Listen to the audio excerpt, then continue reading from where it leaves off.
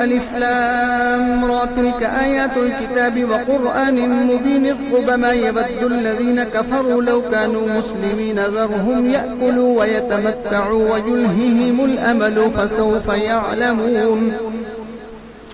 وما أهلكنا من قرية إلا ولها كتاب معلوم ما تسبق من أمة أجلها وما يستأخرون وقالوا يا أيها الذي نزل عليه الذكر إنك لمجنون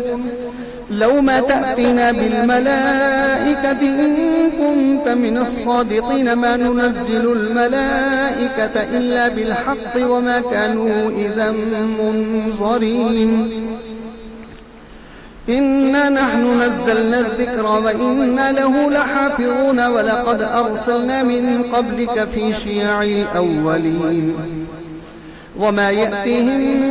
من رسول إلا كانوا به يستهزئون كذلك نسلكه في قلوب المجرمين لا يؤمنون به وقد خلت سنة الأولين ولو فتحنا عليهم بابا من السماء فظلوا فيه يعرجون لقالوا إنما سكرت أبصارنا بل نحن قوم مسحورون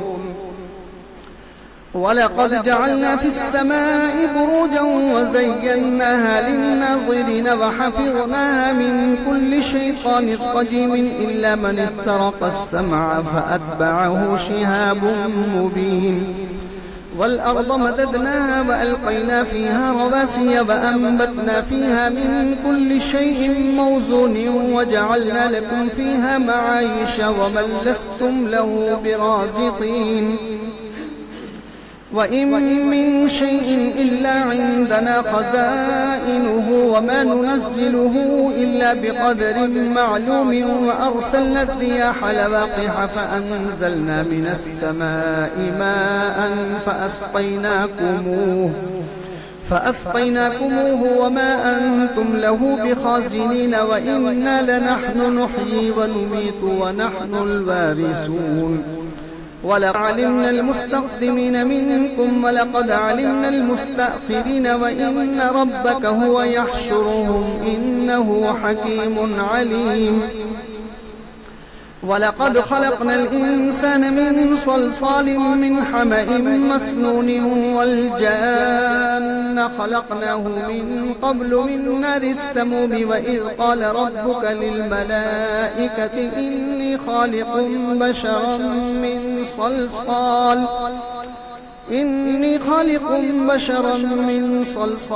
من حمأ مسنون فإذا سويته ونفخت فيه من روحي فقعوا له ساجدين فسجد الملائكة كلهم أجمعون إلا إبليس أبى أن يكون مع الساجدين قال يا إبليس ما لك ألا تكون مع الساجدين قال لم أكن لأسجد لبشر خلقته من صلصال من حمأ مسنون قال فاخرج منها فإنك رجيم وإن عليك اللعنة إلى يوم الدين قال رب فأنظرني إلى يوم يبعثون قال فإنك من المنظرين إلى يوم الوقت المعلوم قال رب بما أغويتني لأزينن لهم في الأرض ولأغوينهم أجمعين إلا عبادك منهم المخلصين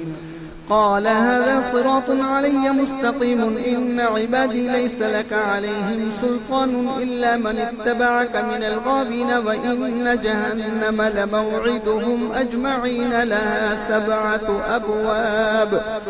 لكل باب منهم جزء مقسوم إن المتقين في جنات وعيون ادخلوها بسلام آمنين ونزعنا ما في صدورهم من غل إخوانا على سرر متقابلين لا يمسهم فيها نصب وما هم منها بمخرجين نبئ عبادي أني أنا الغفور الرحيم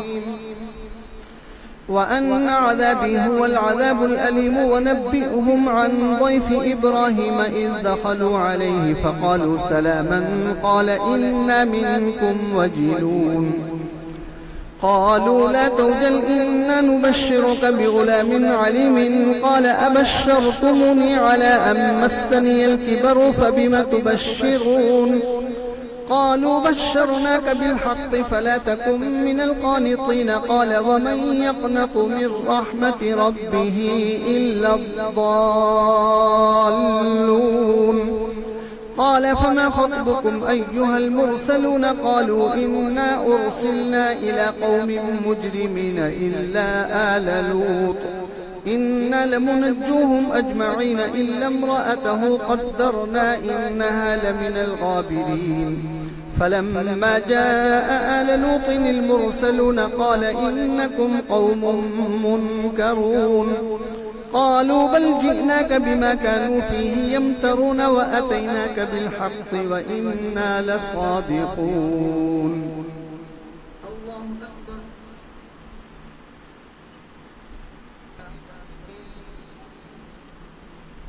فأسر بأهلك بقطع من الليل واتبع أدبارهم ولا يلتفت منكم أحد وامضوا حيث تؤمرون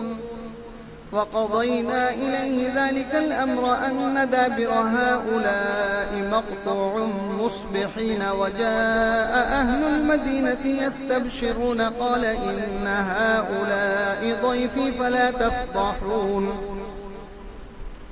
واتقوا الله ولا تخزون قالوا أولم ننهك عن العالمين قال هؤلاء بناتي إن كنتم فاعلين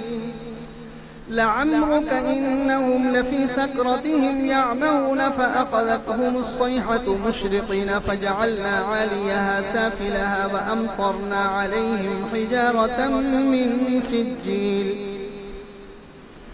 إن في ذلك لآيات للمتوسمين وإنها لبسبيل مقيم إن في ذلك لآية للمؤمنين وإن كان أصحاب الأيكة لظالمين فانتقمنا منهم وإنهما لبإمام مبين ولقد كذب أصحاب الحجر المرسلين وآتيناهم آياتنا فكانوا عنها معرضين وكانوا ينحتون من الجبال بيوتا آمنين فأخذتهم الصيحة مصبحين فما أغنى عنهم ما كانوا يكسبون وما خلقنا السماوات والأرض وما بينهما إلا بالحق وإن الساعة لآتية فاصفح الصفح الجميل إن ربك هو الخلاق العليم ولقد آتيناك 7 من المثاني والقرآن العظيم لا تمدن عينيك إلى ما متعنا به أزواجا منهم ولا تحزن عليهم واخفض جناحك للمؤمنين وقل إني أنا النذير المبين كما أنزلنا على المقتسمين الذين جعلوا القرآن عضين فوربك لنسألنهم أجمعين عما كانوا يعملون فاصدع بما تؤمر وأعرض عن المشركين إنا كفيناك المستهزئين الذين يجعلون مع الله إلها آخر فسوف يعلمون ولقد نعلم أنك يضيق صدرك بما يقولون فسبح بحمد ربك وكن من الساجدين واعبد ربك حتى يأتيك اليقين